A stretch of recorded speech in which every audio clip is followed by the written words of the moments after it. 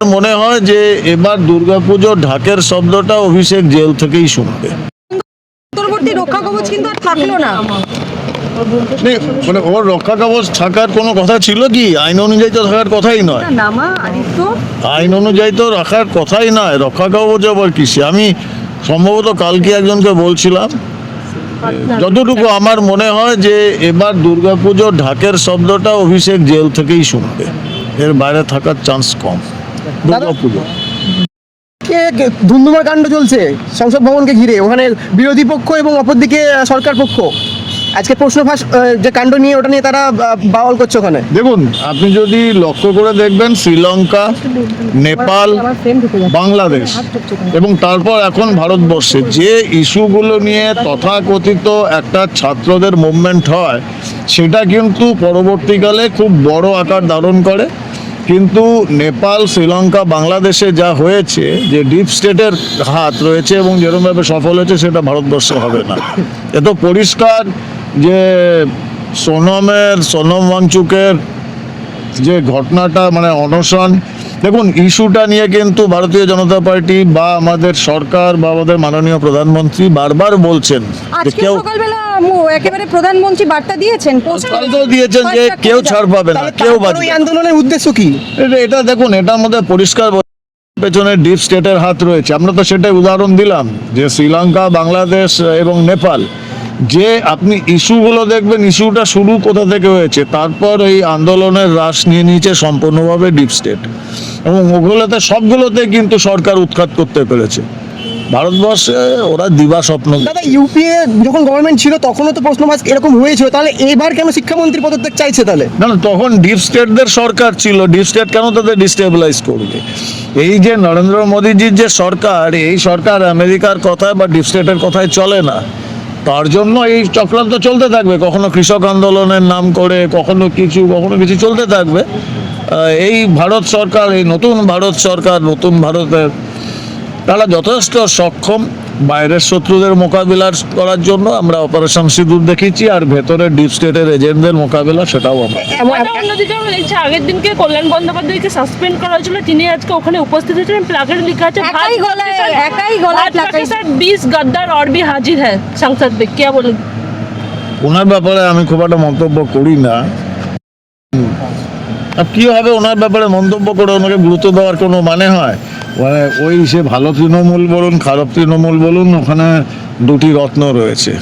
তো এই দুটি রত্ন আপনারা জানেন, একজনকে তো কালকে মার্শাল দিয়ে চ্যাংদোলা করে বার করা হলো বিধানসভায়, আর আরেকজনও তো এই নাটক করতেই ব্যস্ত থাকে। এদের নিয়ে আমরা গুরুত্ব দিই না, এদের কোনো রাজনীতি নেই, কোনো রাজনৈতিক গুরুত্ব নেই, ভাড়ামি করছে। দাদা, আর শেষ প্রশ্ন, রাহুল গান্ধী কিন্তু কন্টিনিউ এখন অব্দি আমাদের প্রধানমন্ত্রীকে দুষছেন, তিনি কি বলবেন?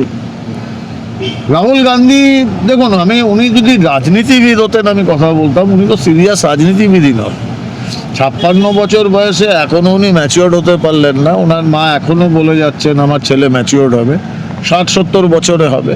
সো এখন উনি, এছাড়ার কাছে ওনার কাছে কোনো এজেন্ডা আছে, কোনো অল্টারনেটিভ কিছু দিতে পেরেছেন ভারতবর্ষের মানুষকে? তাই তো ভারতবর্ষের মানুষ ছুঁড়ে ফেলে দিয়েছে। সবকিছু নোট করে লিখে রাখুন, এই সবকিছু হিসাব হবে। অভিষেক বন্দ্যোপাধ্যায় সবকিছুর হিসাব হবে, নোট করে লিখে রাখুন। 29-এ জবাব দেওয়া হবে। 29-এ না 31-এ? 31-এ। উনি তো তখন জেলে থাকবেন, জবাবটা পাবেন কি করে? উনি তো জেলে যাচ্ছেন। আমি তো বললাম যে এবার দুর্গাপুজোর ঢাকের আওয়াজটা উনি জেলের ভেতর থেকে শুনবেন। তো আগে জেলটা ঘুরে আসুন, তারপর আমরা দেখব। এত মামলা হওয়ার পরেও কিন্তু অভিষেক ব্যানার্জি দমছেন না, তিনি কন্টিনিউ এখনো অব্দি আমাদের মুখ্যমন্ত্রীকে তিনি কটাক্ষ করে চলেছেন। ক্যাগ রিপোর্ট রয়েছে। না, ব্যাপার ক্যাগ রিপোর্ট কিন্তু এখনো পাবলিশ হয়নি, এবং সেটা কালকে বিধানসভায় মাননীয় মুখ্যমন্ত্রী বলেছেন যে এটা যখন পাবলিশ হবে, জনসমক্ষে আসবে, আপনারা চমকে যাবেন দেখে। এবং উনি এটাও বলেছেন বিধানসভায় যে আমরা সরকার, ওরা যত তাড়াতাড়ি সম্ভব গভর্নরকে অ্যাপ্রোচ করছেন, উই নিড সার্টেন পারমিশন। কারণ হতে পারে ক্যাগ রিপোর্ট প্রকাশ হওয়ার পর অনেক বড় বড় প্রাক্তন মন্ত্রী, সাংসদ, বিধায়ক, কিছু প্রাক্তন এবং প্রাক্তন মুখ্যমন্ত্রী, অনেকের নামই আসতে পারে। তার জন্য আসলে কি মমতা বন্দ্যোপাধ্যায়েরও জেল যাত্রা? না, সেটা তো বলেছেন, তার জন্য তো একটা প্রস্তুতি থাকে সাংবিধানিক, গভর্নরের পারমিশন নিতে হয়, সেগুলো চলছে। এবং সম্ভবত যেটা উনি বললেন যে ক্যাগ রিপোর্ট নিয়ে আলোচনা করার জন্য বিশেষ অধিবেশন ডাকা হবে।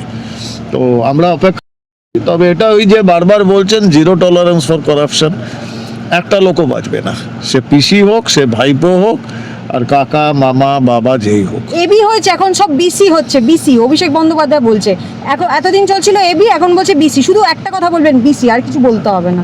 বিসিটা আমি ঠিক বুঝলাম না, মানে বালিশ চাটা, আগে বালিশ চাটা। দেখুন একটা ওই কি মানে এবিসিডির ওপর আর কিছু যেতে পারেনি নাকি? আমি তো জানতাম জালি এমবি, এখন কি মানে মাধ্যমিকটাও কি জালি করেছেন? এ বি বি সি এ সমস্ত, এগুলো গ্যাংস্টাররা এই সমস্ত দেখবেন এইসব সাংকেতিক ভাষা ব্যবহার করে। একদমই 21শে জুলাইয়ের মঞ্চ থেকে কড়া ভাষায় মুখ্যমন্ত্রীকে আমাদেরকে শাসিয়েছেন এবং অমিত শাহকে বলেছেন অমিত শাহ দেখে যা, এরকম করে কথা বলেছেন। শুভেন্দু দেখে যা, কত লোক হয়েছে দেখুন, দেখে যা। এটা যে পরিমণ্ডলে উনি বেড়ে উঠেছেন, ওনার যা পারিবারিক সংস্কৃতি শিক্ষা, তার থেকেই উনি ওটা পেয়েছেন যে এই তুই তুকারি কর। এবং ওটা মমতা ব্যানার্জি সমর্থন করছিলেন, ওনার সামনেই হয়েছে ঘটনা। তো ওনারই তো বাই প্রোডাক্ট, উনি করবেনই। তো এই দেখুন, ওই পরিবারটা নিয়ে যত কম বলা যায় ভালো। যারা নিজেদের বুথে মিত্র ইনস্টিটিউশনে, ভবানীপুর বিধানসভার মিত্র ইনস্টিটিউশনের 4টে বুথ, যেটা মমতার পাড়া, সে 4টে বুথেই হেরেছে। তো মানুষ ছুঁড়ে ফেলে দিয়েছে, এবং ওদের শিক্ষা সংস্কৃতি নিয়ে কিছু না বলাটাই ভালো। ঠিক আছে দাদা। আরো ভালো ভালো খবর দেখতে সাবস্ক্রাইব করুন বাংলা হান্টের ইউটিউব চ্যানেল। বাংলা হান্টের আরো খবর দেখতে নজর রাখুন।